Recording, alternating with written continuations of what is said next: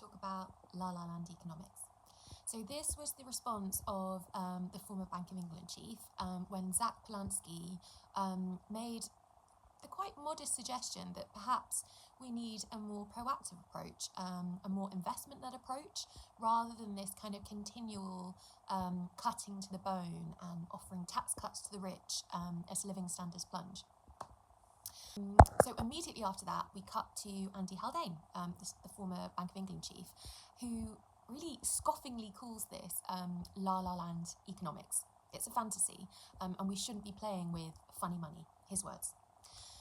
Now, he didn't accompany this with any argument beyond, I know, I was the former Bank of England chief, trust me. And I think this is really useful because it kind of illustrates the extent to which public debate is hamstrung to be in the sort of sphere of quite conservative economic thinking.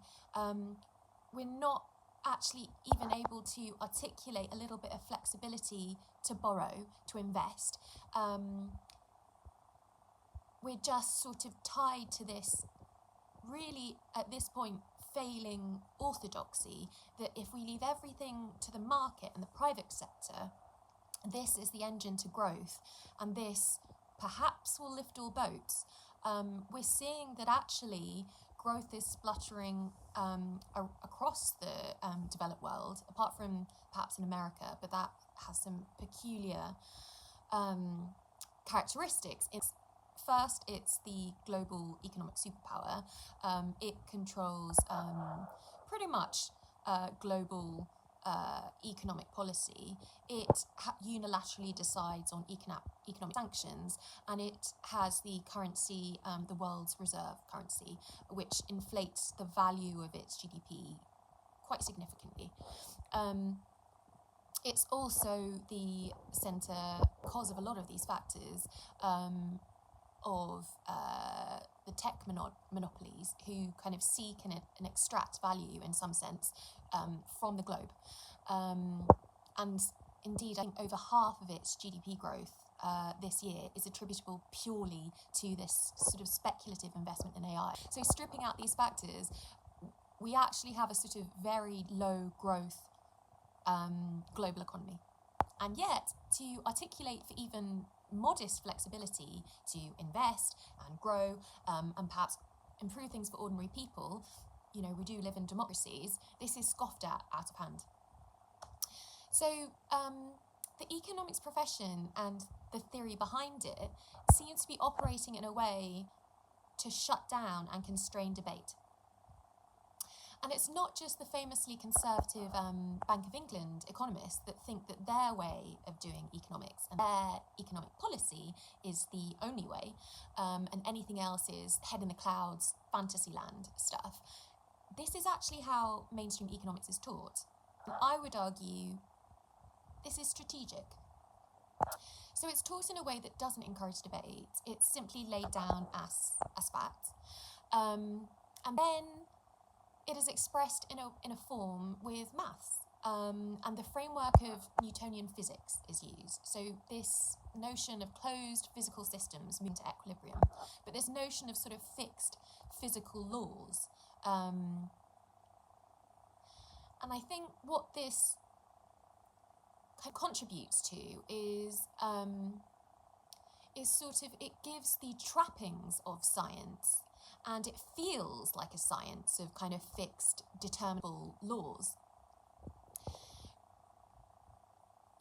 But this is sort of extraneous to the core of whether or not this is actually a good model, and whether or not this actually describes reality, which is how good your model is at predicting anything, and how good the policies that it suggests are in achieving your goals, whether it be growth or improving living standards for the many, or, you know, aggregate welfare, you know, however you describe it.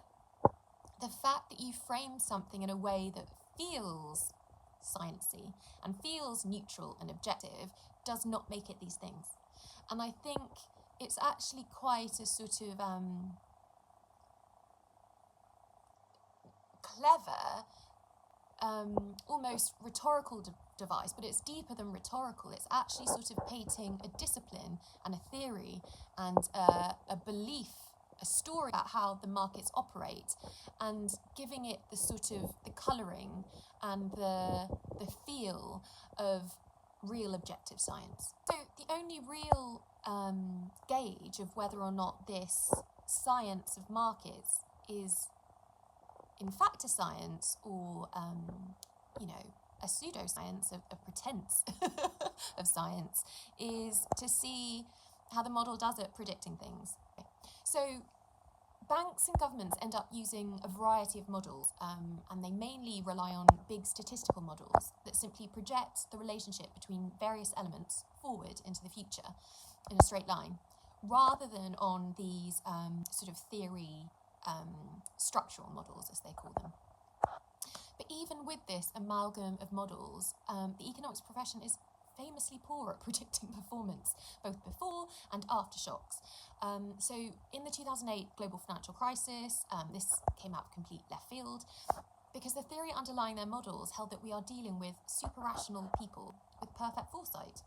The market is best left to itself. It certainly doesn't need the state investing and regulating and making sure it works for society.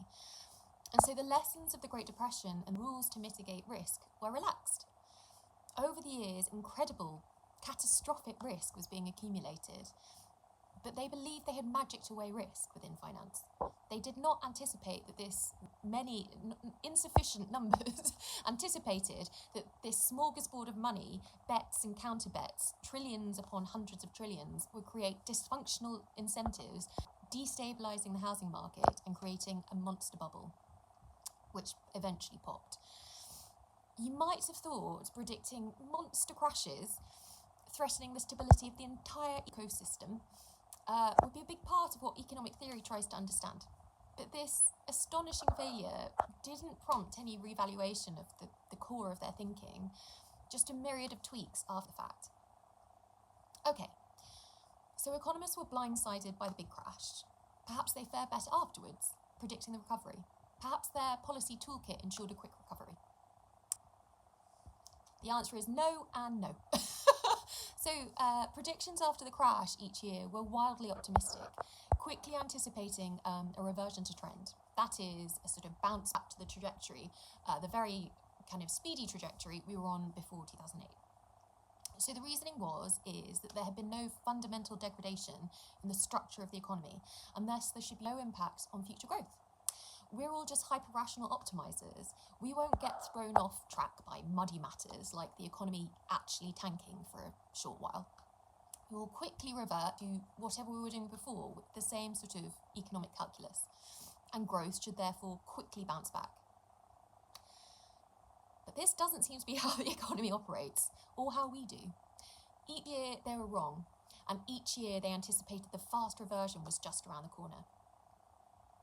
This isn't just growth they were wrong about, they also mispredicted interest rates and various other economic factors. It's all kind of connected and underscored by the same reasoning. They were wrong for about a decade before they finally realised, we are just now on a permanently lower growth path. That massive crisis really, empirically, impacted the trajectory of the economy. But has theory caught up? No. We're still being taught the same thinking, the same model predominates. So I'm going to split this into two parts. The next part will touch on funny money, which is the other component that Andy Haldane touched on, and why economists get their knickers in, orthodox economists get their knickers in a twist and really don't like it.